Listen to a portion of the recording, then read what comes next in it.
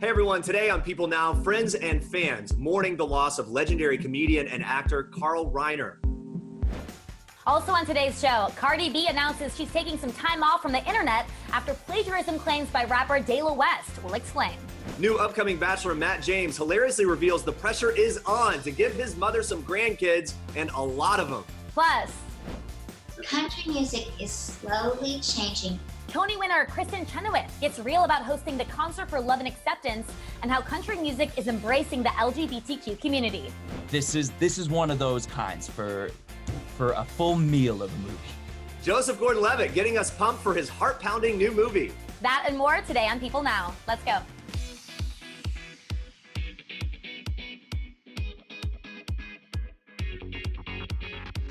Hey everyone, welcome to People Now. Great to see you. I'm Jeremy Parsons. Andrea, welcome back. Good to see you.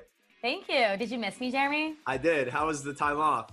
It was good. It was great to get a break from you. I feel really energized now. No, I'm happy to be back. I can't believe that tomorrow is July 1st and we're halfway through the year. What's going on? It is unbelievable to imagine that 2020, no one would have predicted that this is what the halfway mark of 2020 would look like, but here we are. Yes, well, we have a lot to get to today, so here's what you need to know and what's trending for your Tuesday. We start on a sad note. Comedian and actor Carl Reiner has died. TMZ reports that Reiner died on Monday night at his home in Beverly Hills. His assistant confirmed to Variety that he died from natural causes. He was 98 years old. Reiner's best known for creating and starring in The Dick Van Dyke Show. He got to start acting in Broadway musicals, and his big break came in 1950 when he was cast in Your Show of Shows, a 90-minute variety series where he worked alongside writers Mel Brooks and Neil Simon. Reiner gained the reputation of being quite the celebrity maker. He played a large part in the early career of Steve Martin. He directed and co-wrote 4 films starring the breakout comedian. He also wrote several books. He spoke of his comedic writing process in 1977, saying, quote, "You have to imagine yourself as not somebody very special, but somebody very ordinary. If you imagine yourself as somebody really normal, and if it makes you laugh, it's going to make everybody laugh."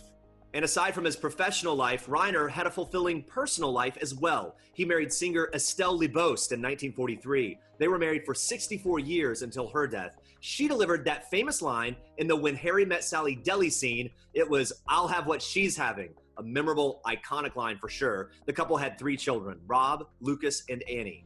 In the years before his death, Reiner was still acting on the big and small screen. And at 98 years old, he even kept up with the younger generations on social media as one of the oldest celebrities to have an active Twitter account. Yeah, just this week, talent manager George Shapiro tweeted a photo of Reiner with his daughter and Mel Brooks wearing Black Lives Matter shirts. And the day prior to that tweet, Reiner himself sent out a reflective message on Twitter saying this: "Nothing pleases me more than knowing that I have lived the best life possible by having met and marrying the gifted Estelle Libost, who partnered with me in bringing Rob, Annie, and Lucas Reiner into this needy and evolving world."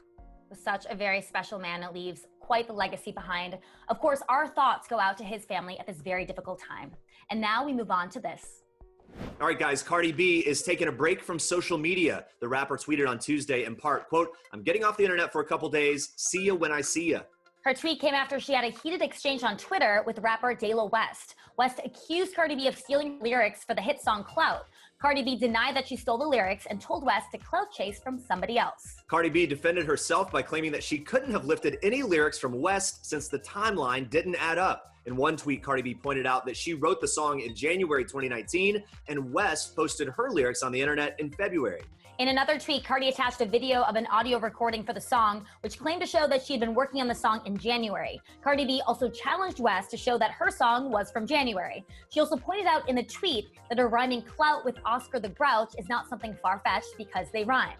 West countered in a tweet saying in part, "Starting a record in January does not mean you finished that record in January." And West also said the tweet with the video Cardi B posted did not have the lyrics in question. Are you following this? Cardi B replied by tweeting another video of the audio recording, this time including the specific lyrics, and wrote in part, "Just because you started the song in January, don't mean you finished it then. What the bleep is this?" Cardi B also was upset because she felt West involved her 23-month-old daughter, Culture Chiari, in their beef by using a pic of the mother and daughter. Now, West denied ever talking about Cardi B's child and accused the rapper of talking about irrelevant stuff and playing the child card. Now you know. On Tuesday, Colorado Rockies outfielder Ian Desmond announced on Instagram that he will be opting out of the 2020 Major League Baseball season. In the lengthy Instagram post, Desmond explains that due to the coronavirus pandemic and the Black Lives Matter movement, he isn't planning to hit the field, telling fans, quote, "Home is where I need to be right now." He adds that he needs to be home to answer my older 3 boys' questions about coronavirus and civil rights and life. Home to be their dad. That was his quote. In the post, Desmond also shares a story of his experience playing Little League as a biracial kid in Florida and how his teammates would yell white power prior to gameplay. He also gets candid about his thoughts on the lack of diversity, misogyny, and homophobia within the MLB. Desmond, who grew up in Sarasota, Florida, has dedicated much of his public platform to advocating for opportunities for young baseball players from underprivileged communities. In the same post, he goes on to spell out the issues as he sees them, saying, quote, "Right now in baseball, we've got a labor war. We've got rampant individualism on the field. In clubhouses, we've got racist, sexist, homophobic jokes or flat out problems." He continues, "We've got cheating. We've got a minority issue from the top down. 1 African-American GM, 2 African-American managers, less than 8% Black players, no Black majority team owners." Desmond follows Arizona Diamondbacks pitcher Mike Leake, who opted out of the 2020 abbreviated MLB season on Monday, and Washington Nationals player Joe Ross and Ryan Zimmerman, who followed suit. Matt James's mother wants grandkids and soon. During Monday night's episode of The Bachelor, The Greatest Seasons Ever, James jokingly revealed that his mother started a grandkid counter as soon as it was announced he would be the Bachelor for the show's 25th season. Former Bachelorette contestant Tyler Cameron joined his longtime friend and roommate on the Bachelor recap series, and when Cameron asked James exactly how many grandkids his mother wants, James responded, "A basketball team." And although James doesn't plan on having an entire starting lineup, he did say, quote, "I'll have a minivan, as many as we can fit in there." I love it. It was announced earlier this month that the former NFL wide receiver would be the first Black Bachelor. He opened up about the historic casting on Greatest Seasons Ever with host Chris Harrison. James shared that the reception to his casting has been overwhelmingly positive. He continued saying, quote, "I've heard from a lot of my Black friends that aren't Bachelor Nation faithful that are excited about me and are honored that I'm in the position I'm in and have the opportunity to just represent what it's going to look like to have diverse relationships and tell those love stories." He added, "I couldn't be more excited about that."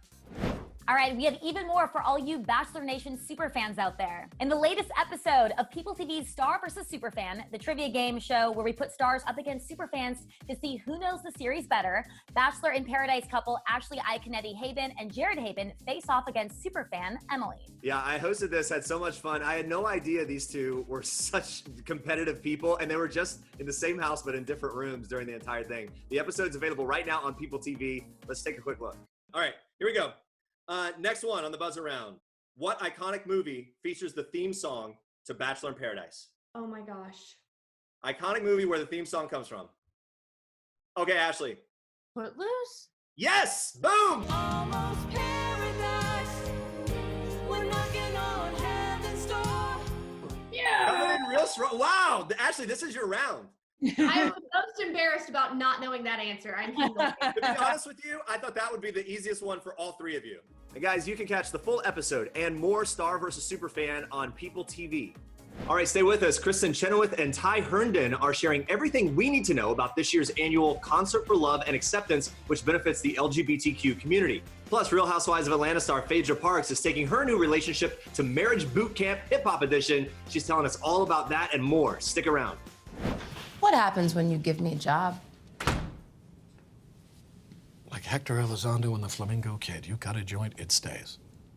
I have no idea what any of those words mean, but yes, I get the damn job done. See, he's a plumber. And, he works with his hands. A pipe joint is, Anyway, in this case? Once the governor took our budget and those criminal cases away, you said... Yes, find me some civil cases with big settlements. Since we get to keep them and spend it as we see fit. Well, I did it. We'll have about $5 million coming in. Praise be. Yep, just like Elizondo and Kid. I'll take that as a compliment. Oh, that's how it was intended. If I'd wanted to insult you, I'd have called you Big Sid. Good job. I can think of right around 1 billion reasons to watch Showtime's hit series Billions, and Condola Rashad is one of them, right at the top. I caught up with the Tony-nominated actress. We talked about her new EP and, of course, Billions. Plus, she gave a shout-out to one of People Now's favorite makeup artists. Watch this. How familiar were you with the legal issues on Wall Street and the things that are being dealt with before you took on this role? I was not. To be quite honest, I really was. It's really not my world. I like Wall Street. I don't find Wall Street, like, it's not, like, before Billions anyway, like, it was not something that I ever really paid attention. I mean, I knew, but it was not something that was like, oh my God, I have to like know about this. I kind of was like, I'm good. But now it's a little different. But now you really know. But even still, I still have like a lot of stuff that I'm learning. But, you know, my sister is an attorney.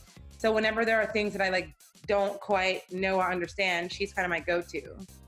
So I have someone in my family that I can always be like, fact check, what am I talking about right now? Yeah, so on Discover Your Family, is your sister the most tuned in to what's going on? Maybe the biggest fan of the show? I feel like in some ways maybe it would lend to, like, in a sense. You guys are nailing it. Yeah, in a sense, because she really knows what's going on. Yeah. Your mother, Phylicia Rashad, was on People Now with us in studio a few months back, and we kind of had an off-camera conversation about this, and she lit up when we sort of chatted about you doing your music and the passion you've had. When you come from Hollywood royalty, Phylicia Rashad, and then your father, sportscaster, NFL player, Ahmad Rashad, what is their reaction when they know that their daughter wants to get into the business in this way? Well, I think it was nothing but support, to be honest. I mean, like, because when I was growing up, I think it was just very clear from a very young age that I am an artist. I didn't like become an artist. I just am. I always have been. So I think it was very clear at an early age, like, this is what she's going to do because this is who she is. And so, but also, like, there was a lot of balance when I was growing up. Like, I was training as a musician, but in terms of like acting, I didn't do any professional acting as a child. Not that there's anything wrong with that, but I think my mother was aware that sometimes that comes with, there are a lot of external elements that a child can be exposed to in that world. And I think my mother was aware of that and kind of actively wanted to protect me from certain things. So I was encouraged to like, go play soccer for a while, like go like do some other stuff. And then when it's time, when it's time for you to go off on your own, if this is the road that you choose, and of course we'll support you. But I never felt pressured at all. I could have gone into any field and would have been absolutely supported. And so, yeah, it was always support from them. Let's talk a little bit more about that EP, the album, that kind of how it ties in with community organizations and what led you to that decision. Explain how that's working. Yeah, absolutely. So, I created this EP last year. All of 2019 went towards creating this EP. And we were always supposed to start this, unraveling this project at the end of March. That was always our beginning date. So when the pandemic hit, automatically, which is I think what a lot of people's reaction was like, okay, well, let's just hold off. Let's just pause. We're just gonna like work around it. We'll wait for, and at first I was like, okay. And then I had this feeling, and I just had this feeling of like, wait, why am I waiting again? Like, as an artist, I felt that I had something that I had created that had a lot of light in it. I had put so much light into it, and we were in such a shadowy, dark moment. And I felt like, why does it make sense for me to wait for a better time for me to release this? Like, I didn't create it for me. I created it to offer to people. So why wait? And the nature of the project is that it's all visual. It's all virtual. It's always meant to be that way. In the beginning, I purposefully did not schedule any live performances because I actually wanted the audience to experience it as this visual world first. Right. So that's kind of what it was. So it was the press of a button. Also, it was finished. It was completed. So I was like, why am I waiting? And then, so I had that intention. And then I was like, oh, and then what I can do to make it work on both ends is I can find a way to offer this as an artist, but also have a way to find a way to like allow it to support the community financially at the same time so that it kind of, it sustains itself as a project. So the first initiative that I had was I was trying to think of a group that would be hit the hardest by this pandemic, and automatically my mind went to those who are low income, those who suffer from hunger. So Food Bank for New York City was perfect, and I'm from New York City, so I wanted to support my city. So I was like, and instead of just doing, not that there's anything wrong with this, but instead of just doing it where it's like, okay, I'm going to put this out and then remind people to donate. It's like, no, if I actually link it to this organization and I offer the whatever I make from it, then by enjoying it, you are also donating to it. Yeah, so it just a natural thing immediately, right? Yeah. It kind of sustains itself. And I was like, yeah, great. I'm totally down for that. Like also, I'm at the time, you had this sense of helplessness, and I was like, well, I can't go outside and help, but I have this project. Like, this is how I can help. I actually have something, and because this is also why I'm so glad, because I took the time to produce it myself, I didn't have anybody telling me that I couldn't do that. Right. Well, So let's talk about that a bit. You self-funded it, wrote, produced, directed Space Daughter. Why was creative control such, a big deal for you for this particular project? Well, honestly, if you listen to the music and you watch the visuals, like, it is kind of in its own space. Yeah. No pun intended. It just kind of works out, doesn't it? Yeah, it is in its own space. And it's like, I knew, because I look at music today, and I knew that no major label was going to allow me to do it this way. Nobody was going to allow me to create the music that I have created. And this is the music that I create. And so people probably were going to try to like force me into a genre that I wasn't comfortable being forced into, or forcing me into, presenting myself in a certain way because that's what's mainstream or whatever. And I wasn't interested in that. At the end of the day, I think as an artist, if you're not gonna express authentically, then why even do it? So I was like, well, if I do it this way, then I'll be able to do it in the way that that it's coming through. And then later on, if anybody wants to jump on board, at least they know what I bring to the table and they know what it is that I do. And Tim McKay did my makeup. Yeah, big shout out to Tim McKay, our People Now makeup artist. The first time I was ever nominated for a Tony Award, Tim McKay did my makeup. So I've known him for a long time too. Such a wonderful time working together, and he was just so willing to like jump in and go, you know? And I was really happy to be able to provide him, with an opportunity to just be the artist that he is and just kind of take grant. And I did that with all the artists that were a part of the project. Where like, I obviously had my key things that I wanted, but I really just wanted to get a group of artists together who also like brought their own their own identities and their own expressions, and to create kind of a really cohesive unit that had a lot of people that were just willing to come in and go. Condola's character on Billions, Kate Sacker, has political ambitions. And when I asked what Kate would say about today's political climate, she admitted she wasn't sure, but Condola definitely knows where she stands. Take a look. I think we're in the middle of a revolution, and I think it's amazing. And it's heartbreaking, the events that had to happen for us to get here. Mm-hmm. But I do believe that change is on the way, as I do believe that we as the people are fed up and we're not going to stop until we actually see change. And I feel that.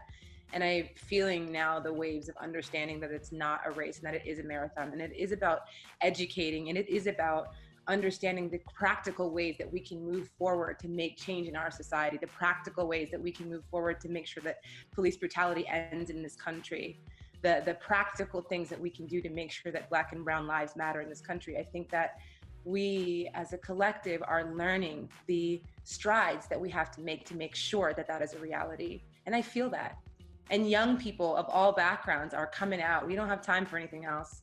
And it's very interesting that this is all happening during this global pandemic, which is a whole other virus. We have a lot of viruses happening right now. We've got the pandemic, we've got racism, which is also a virus, in my opinion, a different kind of virus, social virus. But at the end of the day, it's interesting because there's no distractions. Like there's nothing to hide behind right now. There's nowhere else to look. We're all dealing with what is exactly in front of us. And I think with love and with persistence that we will make change. The Concert for Love and Acceptance is an annual concert. It's featuring your favorite country stars and many more. And the concert is going to benefit the LGBTQ community through awareness and collective donations. Here to tell us more about it, two of the event's hosts, Kristen Chenoweth and Ty Hernan. Thanks for joining me. Thanks. Hi, guys. Good to see you. The Concert for Love and Acceptance started in 2015. I was reading up about it, and Ty, you partnered with GLAAD to come up with, to kind of launch this, right, initially? Yep. And absolutely. So talk to me about that and what your hope is for the event and how it's evolved over the years. Wow. Well, the hope for this event has gone to Mount Everest for me right now. So many amazing folks have jumped on board, from Tanya Tucker to Terry Clark to Kristen Chenoweth to Rita Wilson to Brett Young to Michael Ray. I mean, the list is, and like I said, Tanya's opening the show, and wait till you see what's happening with that. Right down to some beautiful folks like Leslie Jordan, who's tearing up the internet right now. So we have some cool surprises, but my hope for this is just this one thing, that just like when I was that 12-year-old kid sitting at home, I didn't have a computer then, but I was watching, I'm gonna age myself right now, but I was watching Hee Haw and the Country Music Awards, and and knowing that I was different and dreaming of being on that stage one day. So the one thing I hope that all the kids, we're an LGBTQ event, not just for that, but also any kid out there that's struggling. So we partnered with the Academy of Country Music Lifting Lives for our musicians in this town as well. So my hope, to answer your question, is that kid or that grown-up knows that somebody cares. Also, can I add one thing to that, Jeremy? It's really important. Something that I've noticed. I worked at Arborland in '87. Favorite experience ever. But I was only 10. Small child. Right? But it's so changed. I went there and did my country record in, I think, 2009. But country music is slowly changing, meaning they might not always agree with this, especially with this community, but they're becoming more open. And that is why I'm so happy that we've got these amazing artists like Tanya who, paved the way, but then we have young artists. And these young artists are gonna have a different time because of people like Ty Herndon and Shelley Wright, who had the guts to come out as who they are, as their authentic selves. And so country music is changing, and Ty started it in 2015, and in 2025, I hate to guess where we are. I'm just saying, when there's good music, and period. Ty and Kristen, thank you so much. It's such a pleasure to talk to you both. And guys, the Concert for Love and Acceptance kicks off June 30th, 7 p.m. Eastern. It's going to stream live on YouTube, Facebook, and f4la.org/concert. Check it all out.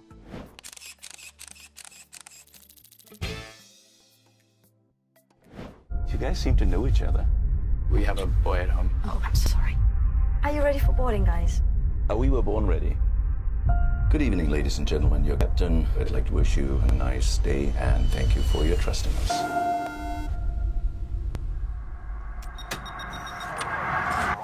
So, guys. European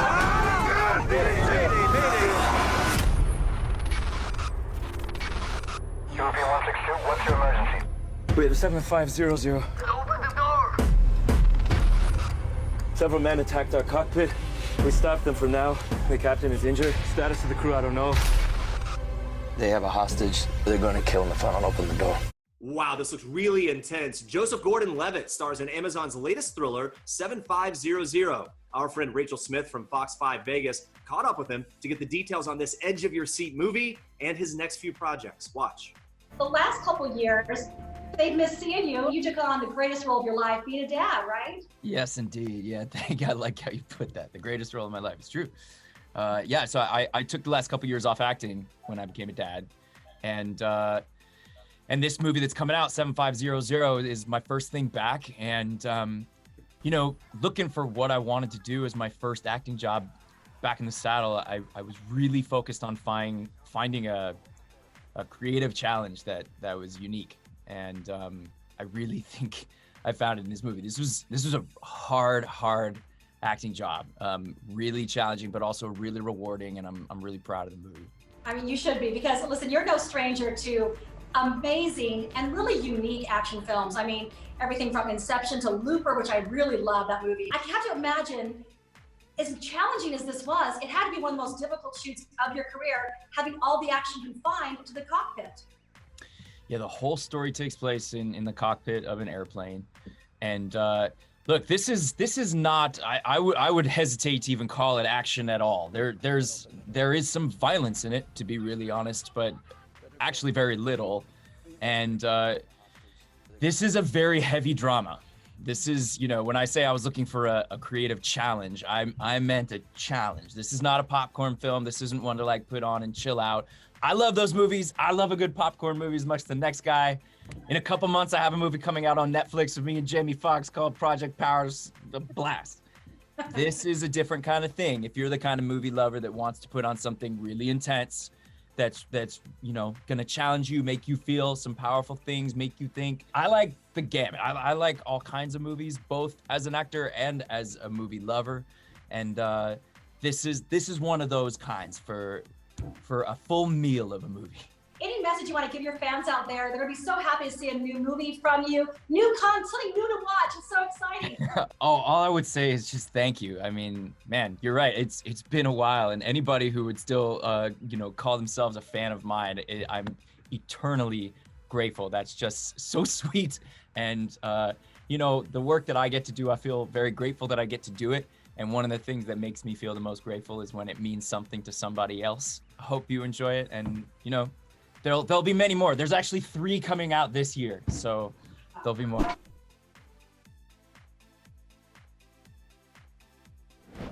All right, guys, fans know Phaedra Parks from her time on The Real Housewives of Atlanta, but now she's returning to reality TV for Marriage Boot Camp Hip Hop Edition alongside her boyfriend, Medina Islam. Our producer, Sam Belikoff, caught up with Phaedra about the new show. They also spoke about the Black Lives Matter movement and the conversations she has had with her sons about it. Take a look. And you posted recently about your sons and how you want to speak up for every Black man and boy. So I know your sons are young, but have you had conversations with them about the Black Lives Matter movement and what's going on right now? Well, you know what? Unfortunately, they are young, 7 and 10, but because it is everywhere, you cannot turn on a computer or a television without seeing it. Unfortunately, I had to advise them what happened to George Floyd because my youngest son, who is 7, said, "Mommy, why is that man under the car? Why is the police standing on him like that?" And so I was, you know, very hesitant to really give him the full details, but the more I told him, the more he wanted to know. And so, you know, at this day and time, as a mother of 2 African-American boys, I really have to be very transparent because unfortunately there is a possibility that they could meet the same fate as Tamir Rice, you know, a child with a toy gun. And, you know, we live in a very affluent neighborhood. And so there's not a lot of African-Americans on my street. And so I have to let them know, unfortunately, some people only see skin color. And sometimes, you know, bad things happen, not because you're a bad person, but possibly because of your race. Yeah. And so it's a difficult conversation with young boys, but it's a conversation that Black mothers have to have, you know, and that's the disparity between being a African-American woman and a majority woman. Because a white mother would never have to, you know, teach her son about the possibilities of harassment by the police officer, or when you go into a store, you cannot not get a bag for your items because you might, you know, be, you know, allegedly shoplifting, because there is this looming stereotypical view of African-American boys and men. You've been very vocal with your platform. When it comes to Black Lives Matter, is there something in particular you think that people aren't speaking about right now enough that you want to shine a light on? My thing is really, I think there should be a seat at the table for everyone. You know, the conversation I just had on an earlier interview is about the importance of media doing their part in making sure that we as celebrities and you as media outlets eradicate the stereotypical views of African-American men and African-American women as well. Because, you know, for years, the roles in Hollywood have been limited to very stereotypical, you know, Blacks as cooks, Blacks as drug dealers, Blacks as, you know, the underbelly of society, rather than what we have the possibility of showing other children that we are. You know, we are doctors, we are lawyers, we are astronauts. That's why you had hidden figures, because the figures were truly hidden because they were Black.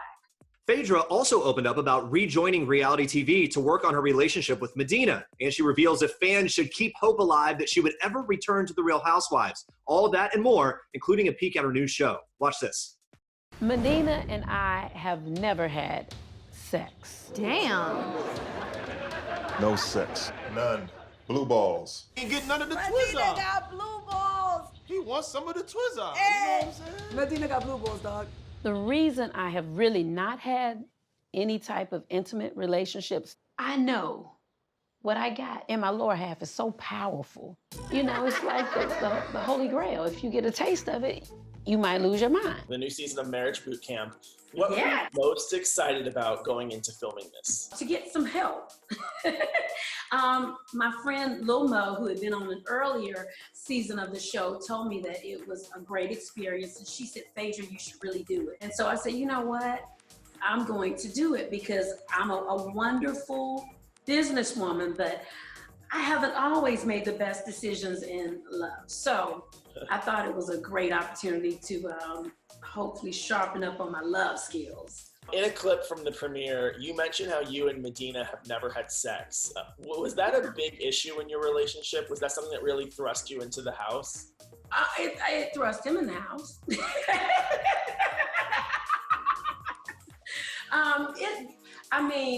Guys want to have sex. That was a big issue for us, but we're bi-coastal. And so for me, I just wanted to take my time because I want to make the right decision for me and for my 2 young boys. And so I always want to be a good role model. And so to jump in the bed with someone and I'm not sure if it's going to last was very important to me. And so, of course, he wanted to have sex. And so that was our biggest problem. You've mentioned in the clip that the reason you haven't had intimate relations with him is because what you have in your lower half is so powerful that it's like the holy grail. If you get a taste of it, you lose your mind. So I was gonna say, obviously that's very funny, but it sounds tongue-in-cheek. Did you have conversations with him about the real reasons behind your intimacy? Well, no. I'm certified. My vagina's a yellow diamond, and so it's rare. It is so powerful. So I know this. So I didn't want him to stalk me. I wanted him to know me for the person I am. And so I was serious. What I have is so good. It's like dessert. You just want more. And then you turn into a fat kid.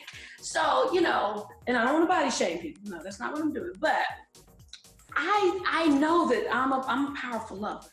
I'm good at that. So I didn't want to spoil I wanted to know him. I wanted him to know me. I didn't want him to be hooked on it.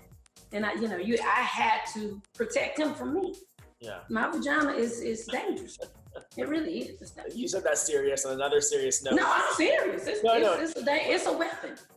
On the clip, you also said that your last love was so hurtful that you don't want to make the same mistake. And then you mentioned earlier in this interview that you've had issues with love in the past. What would you say is the biggest thing you've learned? So Tone and I dated, and I think because we had such a physical connection that it went bad. So, we were definitely head over heels for each other, but it was very passionate. And so sometimes passionate can become too passionate, so you can't see anything else but all this passion. So that's what I was trying to really avoid with this relationship. I wanted it to be more than just this earthly passion. The show is about your relationship, so we'll see how it all folds out. But where do you and Medina stand today? We're in a very great place. And you have to watch to find out more, but Medina is a real sweetheart. He's a 360 from the men that I have been with in the past, but, tall, dark, and handsome. He's very smart. He's a vegan, and I'm not a vegan, honey.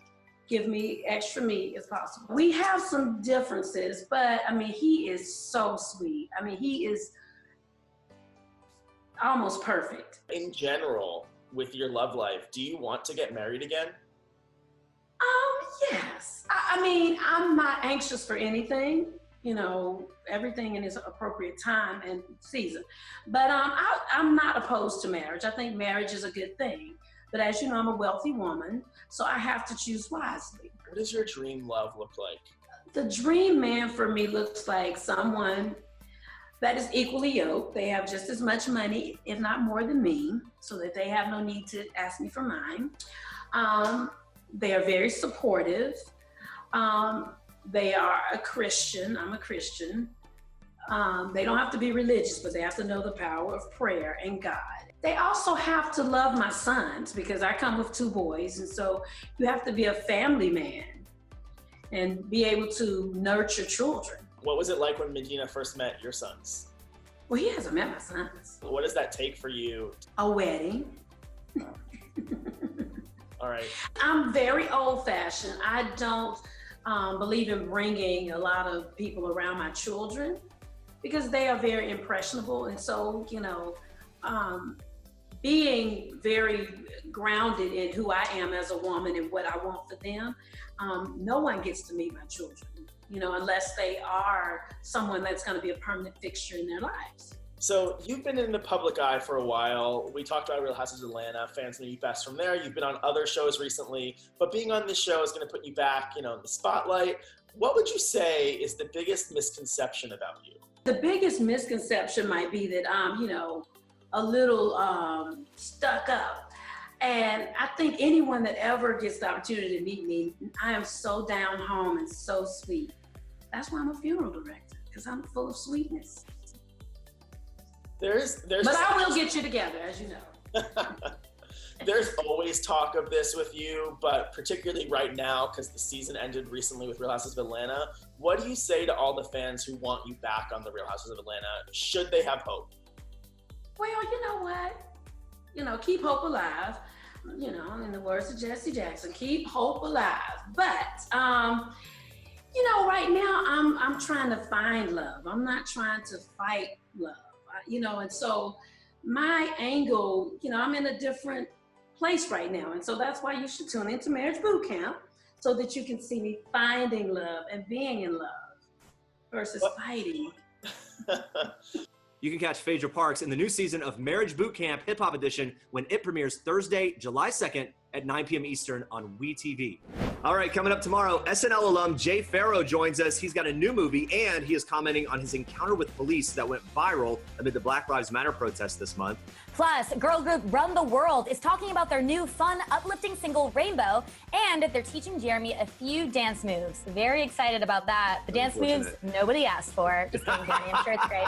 Thank you so much for watching. We'll see you back here tomorrow. Bye, guys.